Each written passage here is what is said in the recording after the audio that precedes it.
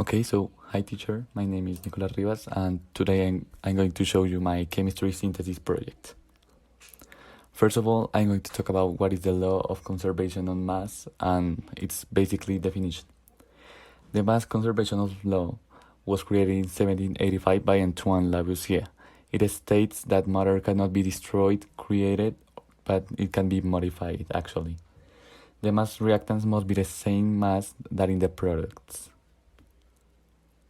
This means that we have to take into account the relation between mass and energy during this process or by using this law. Our first example, we can see one sulfur oxide.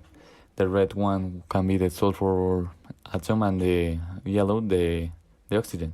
This is a synthesis reaction where we can see that we start with one atom from each one and we finish with two atoms but with different oxidation states. Now, the law of Proust states that when two or more elements create a compound, the proportions of weight will be always the same. This law was created by the French Louis Proust in 1799. Our first example is the H2O, in which the proportion is always 1 for hydrogen and 8 grams for oxygen. In this case, as you can see in that little bit image, the red one is the oxygen and the two whites are the hydrogen.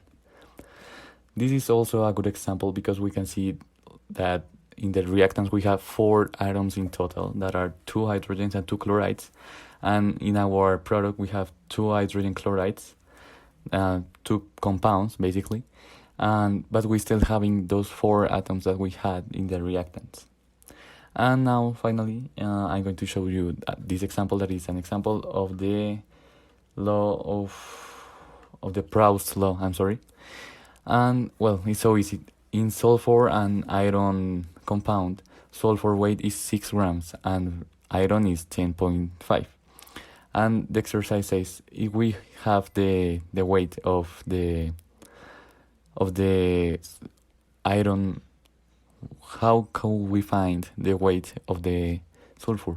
We just have to do this mathematical process to find everything and how we can find it out. And basically we just have to do kind of a division, and we have to do the Smiley method.